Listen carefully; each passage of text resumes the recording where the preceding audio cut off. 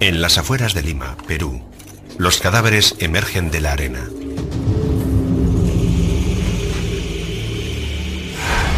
Tienen heridas terribles. Estas personas tuvieron una muerte muy violenta. Estos esqueletos pueden revolucionar nuestra comprensión de uno de los acontecimientos más importantes de la historia del mundo: la conquista española del Imperio Inca.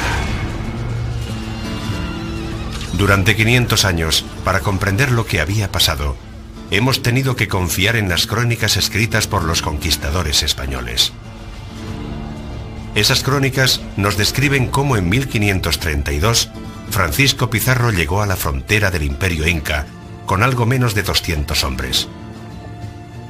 Desde entonces, los historiadores se han sentido intrigados por los sucesos que ocurrieron a continuación. Cuando los mensajeros incas propagaron por el imperio la noticia de la diminuta invasión, ¿por qué no se movilizó el enorme ejército inca? ¿Cómo pudo un puñado de aventureros españoles poner de rodillas a la mayor civilización indígena de Sudamérica? ¿Fue debido a la inmensa superioridad de las armas españolas?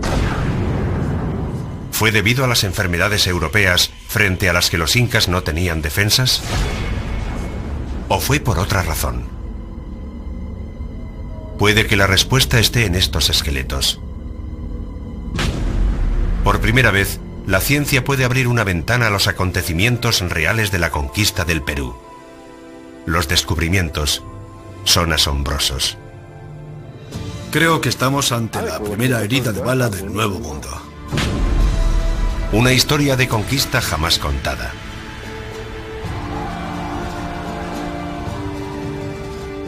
Una historia de alianzas secretas y traiciones. Una gran acción encubierta que ocurrió en el siglo XVI. La historia de la gran rebelión inca.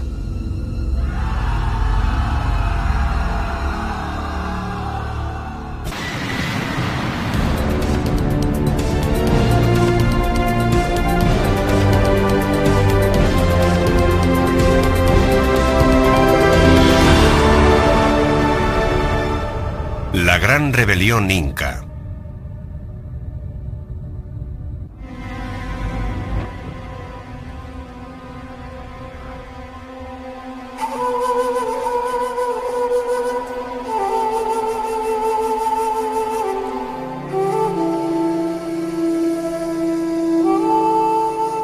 Durante 3000 años, las montañas de la costa del Perú albergaron a la civilización más avanzada de América del Sur.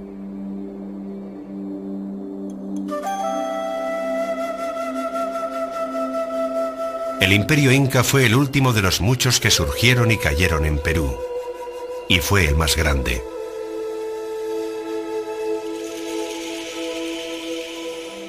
Los incas eran los romanos del Nuevo Mundo. Ingenieros y constructores sin igual, crearon el Machu Picchu, el sistema de carreteras más complejo de América, e innumerables obras maestras en oro. Pero el mayor talento lo tenían como conquistadores. En el siglo XV lo usaron para conquistar toda la región andina. Los fantasmas de aquel feroz imperio inca todavía rondan por la capital del Perú moderno, Lima.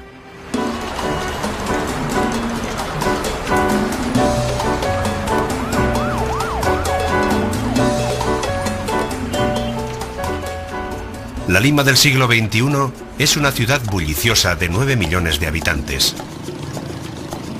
Pero bajo los cada vez más extensos barrios de chabolas, yace capa sobre capa el viejo Perú muerto.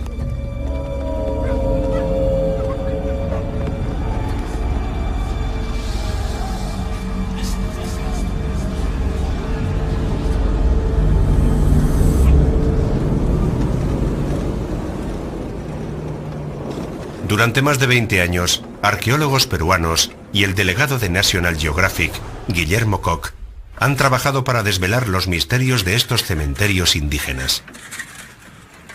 Nadie sabe más que ellos sobre las zonas de enterramiento de Lima. Límpialo con la brocha nomás, eso es lo que hay que limpiar con la brocha. Con esa, con la escobilla, con esa. A comienzos de marzo de 2004, la ciudad iba a construir una autopista en una zona en la que sospechábamos que había un cementerio. Decidimos hacer una zanja para comprobar si era o no un cementerio. El yacimiento que Guillermo estaba investigando era una colina sin aparentemente nada especial, situada a las afueras de Lima, llamada Puruchuco. Se puso a trabajar con su colega de muchos años, la arqueóloga Elena Goicoechea. Hola, Willy. Hola, Elena, ¿cómo estás? Al poco tiempo su zanja de prueba ofreció resultados.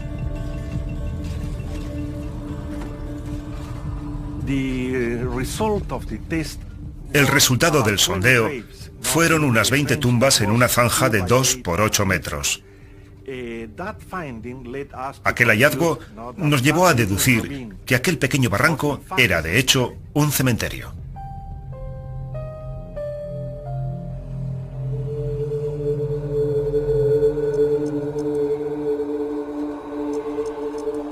Al principio el cementerio de Puruchuco parecía muy similar a otros que Willy y Elena habían excavado. Los cuerpos estaban enterrados a intervalos regulares, sentados en cuclillas mirando hacia el sol naciente. Esa es la pauta clásica de los enterramientos incas. Pero al cabo de poco tiempo comenzaron a aparecer anomalías extrañas.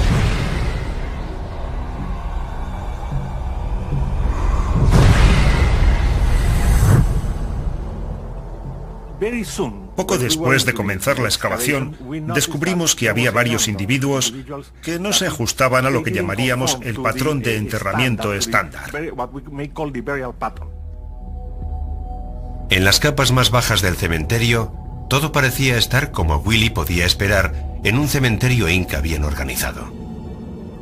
Pero en la parte superior, había una capa de cadáveres enterrados cerca de la superficie que no se parecía a nada de lo que él y Elena habían visto hasta entonces. Sí, porque la proyección del fardo va... El cadáver se extiende hacia este lado. Mira hacia el oeste. Normalmente debería mirar en esa dirección, este. La orientación está mal, igual que en los otros. Cuantos más cadáveres descubrían, más sorpresas encontraban. Se habían arrojado cuerpos de forma caótica, encima de los cadáveres del cementerio tradicional inca.